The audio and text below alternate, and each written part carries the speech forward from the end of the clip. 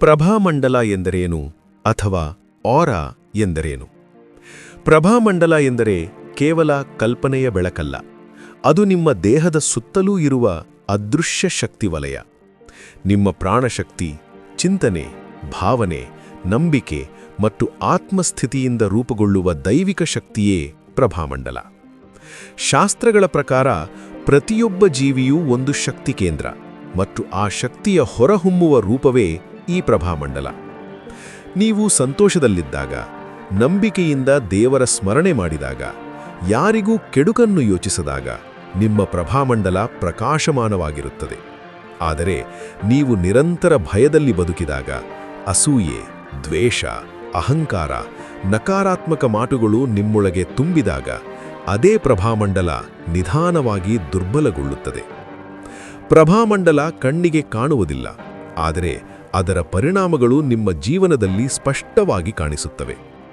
ಯಾವುದೇ ಕಾರಣವಿಲ್ಲದೆ ದಣಿವಾಗುವುದು, ಮನಸ್ಸು ಸದಾ ಅಶಾಂತವಾಗಿರುವುದು, ಒಳ್ಳೆಯ ಕೆಲಸ ಆರಂಭಿಸಿದರೆ ತಕ್ಷಣ ಅಡ್ಡಿ ಬರುವುದು, ಭಯ ಮತ್ತು ಗೊಂದಲ ಹೆಚ್ಚಾಗುವುದು, ಇವೆಲ್ಲವೂ ಪ್ರಭಾಮಂಡಲ ದುರ್ಬಲವಾಗುತ್ತಿರುವ ಸೂಚನೆಗಳಾಗಿರಬಹುದು. ಶಾಸ್ತ್ರಗಳು ಹೇಳುತ್ತವೆ, ದೇಹಕ್ಕಿಂತ ಮೊದಲು ಶಕ್ತಿ ಕುಸಿಯುತ್ತದೆ. ಆ ಶಕ್ತಿಯ ಮೊದಲ ರಕ್ಷಣಾಪದರವೇ ಈ ಪ್ರಭಾಮಂಡಲ. ಪ್ರಭಾಮಂಡಲ ಬಲವಾಗಿದ್ದರೆ ನಕಾರಾತ್ಮಕ ಶಕ್ತಿಗಳು ನಿಮ್ಮ ಬಳಿ ಬರಲು ಸಾಧ್ಯವಿಲ್ಲ. ಇತರರ ಅಸೂಯೆ, ಕೆಟ್ಟ ದೃಷ್ಟಿ, ದುಷ್ಟ ಆಲೋಚನೆಗಳು ನಿಮ್ಮ ಮೇಲೆ ಪರಿಣಾಮ ಬೀರುವುದಿಲ್ಲ. ಅದಕ್ಕಾಗಿಯೇ ಕೆಲವರು ಎಷ್ಟೇ ಕಷ್ಟ ಬಂದರೂ ಒಳಗಿಂದ ಕುಸಿಯುವುದಿಲ್ಲ. ಅವರ ಪ್ರಭಾಮಂಡಲ ಶಕ್ತಿಶಾಲಿಯಾಗಿರುತ್ತದೆ.